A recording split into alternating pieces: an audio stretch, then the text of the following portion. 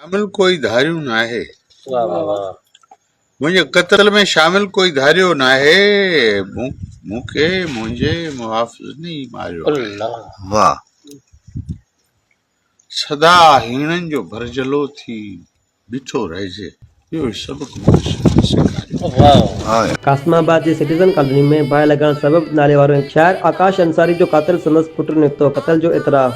कासमाबाद जी citizen colony में बाहि लॻण सबबि नाले वारो इनक़लाबी ऐं मज़ामती शाइर अदीब ऐं दानिश्वर डॉक्टर आकाश अंसारी सड़ी फोत थी वियो हो, जॾहिं त संदसि मौत खे शकी करार ॾिनो पियो वञे। जंहिंखां पोइ जांच पुलिस संदसि पुटु वशाल अंसारी ऐं संदसि ड्राइवर खे गिरफ़्तार कयो। पुलिस जो चवणु आहे त पहिरियां संदसि ड्राइवर क़त्ल जो इतराफ़ करण खां पोइ संदसि पुटु वशाल अंसारी बि क़त्ल जो इतराफ़ करे वरितो। पुलिस जो चवणु आहे त असां वशाल अंसारी जी ॿिनि दोस्तनि खे बि गिरफ़्तार कयो आहे। होॾां शाइर आकाश अंसारी जे क़त्ल ते पोइंटनि सां तहज़ीत जो सिलसिलो जारी आहे। इतलात खाते जो सेक्रेटरी नदीम रहमान मेमो डॉक्टर आकाश अंसारी जे तरिये ते पहुची तहज़ीत कई, जॾहिं त वॾे अंग में शहरी बि तरिये ते पहुता ऐं तहज़ीत कई।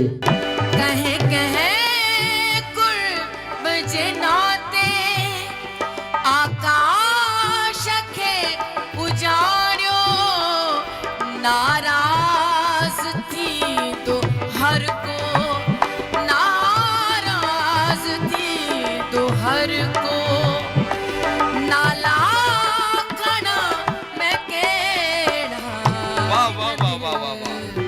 करण थी चाहा।